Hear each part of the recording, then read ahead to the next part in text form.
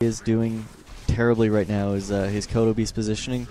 One thing that he doesn't have, which he should, is a nice, speed scroll with him. But he does have very good positioning because he's really the only one with access to the shop. The one thing that he is doing well with his Tauren Chieftain, which is, sometimes a good reason to go Healing Wave second, is he's getting his Tauren Chieftain right in the middle of the non-spell immune units. This way he can just stomp and really do a damage on his damage output. So he won't really have much damage output with his archers, which is pretty much all he has right now, besides his two heroes. Really nice TP, just kind of allows him to save a bunch of weak units and his two heroes. Generally, it's always good to TP when everything's weak. He kind of got unlucky and there was a 5 hit point archer. That sucks.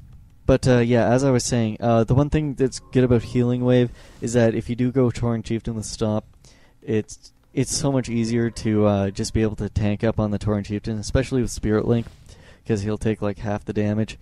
So generally, it's kind of a give and take thing.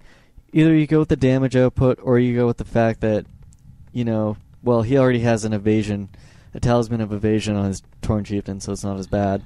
Oh. That pretty much turns him into a demon hunter, except with Stomp. Gosu.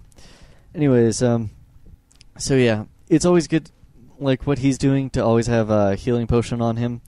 That's why I always like to have Healing Wave when I'm going Tauren Chieftain second, especially with Stomp. With Shockwave, it's not really as much of a problem, just because you can do it from a range. So that's always one thing to keep in mind when you're doing this. Also, you will notice he's added a Demolisher into the mix. That's because, for some reason, and I don't know why, it's probably Freak who's done this, is that the tri-unit combo has actually become a little more, popular. And the reason I say it's Freak's fault is because he actually uses that a lot more often, or a lot compared to a whole bunch of other players. So, it's always a good thing to have a Demolisher against something like that. Kodo Beasts aren't really as important when it comes to doing this. The only thing that it's great for is it adds 8 damage to your Demolishers and 2 damage to your Spirit Walkers. So really you're getting so much damage output with just one Kodo Beast. It's kind of like having a not-so-good Roar. And, even if you're going the tri-unit combo as a Night Elf, like, it's almost good just to spend the 225 gold, or 250, 245, I forget what it is. I don't really pay attention to details like that, but it's always good to have one bear with you just for Roar, because it does so much freaking damage. It adds like 4 damage to your Demon Hunter, and like, sure, it doesn't do anything to Dryads, but it does stuff for your Archers and your pretty much all your damage output. It adds like 2 to your Druids with the Talon, which is just incredible. So right now, Axlev has kind of good positioning. The one thing that he does have that's horrible is the fact that his Shadowhunter wasn't really doing anything. But the one thing that's great is he's keeping his wards in the back, which are dealing so much damage to all the Dryads, which are kind of out front. Really nice use of Spirit Link, and the one thing that you do have to remember is that when you have Spirit Walkers with you, the great thing is that even if, one of your units gets down to 100 HP, if you hit Spirit Link, it will pretty much save the unit for another couple minutes, and you should be able to run it away. Pretty much the nicest move that you can ever do with Hex is get the hero kill.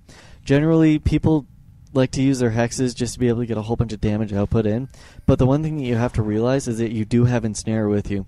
So if you have Ensnare the hero first, and generally people like to save it to the last minute to TP out, just because they like to do as much damage output as possible.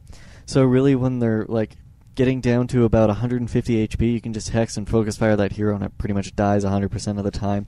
And then, even if you do have Raiders and you have your Shadowhunter with you, and since there's no mana burn around, you can actually chase down like 6 units, because, if you're smart and you have a Speed Scroll, you can just Speed Scroll after them, use a couple Raiders to ensnare, and then your Shadowhunter can pretty much Hex things and they won't be able to move. And it pretty much ends up being the sweetest deal in the world.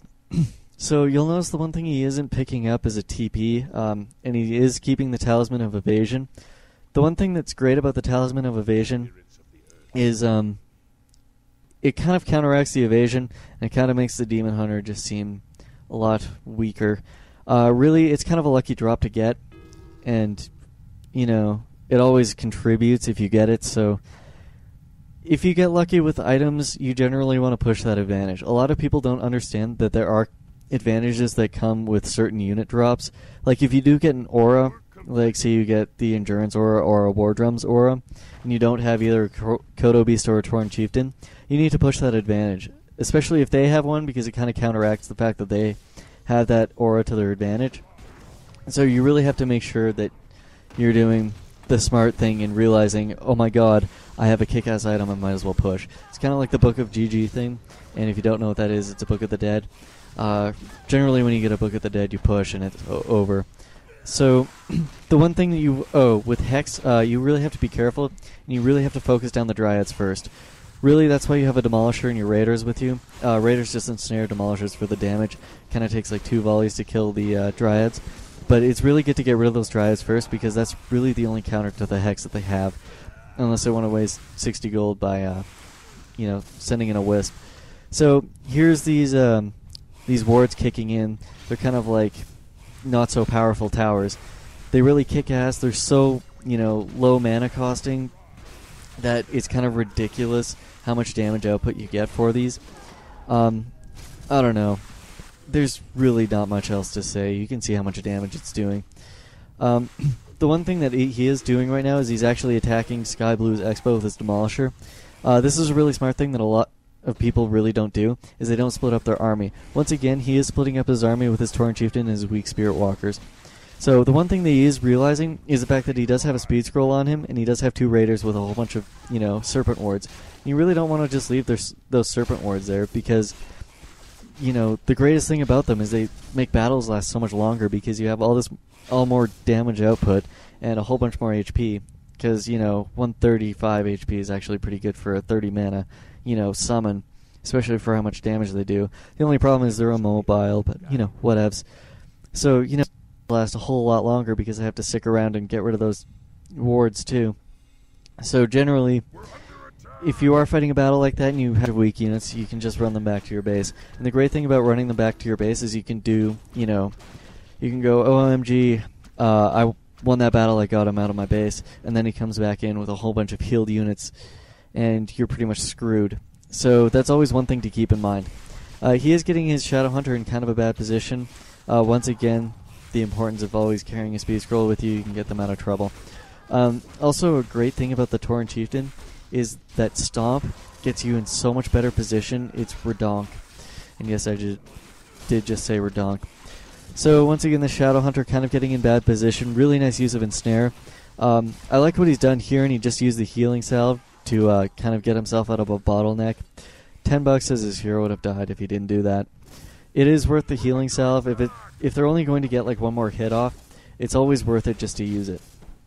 So, once again, nice use of Ensnare, and it kind of ends the game here, because, Sky Blue won't have his Expo anymore, and I guess those Wisps are not mining any gold anyways, so it's not like they were important. But, Axlive does have the Expo, which is the great thing about wards, is they can actually fend off an Expo fairly well. They kind of act as towers, which is the great thing about them. So you can just kind of set them up. If you see them coming, you just set them up, and then you try and stall the battle as much as possible. That's why you have your Demolisher and your Raiders.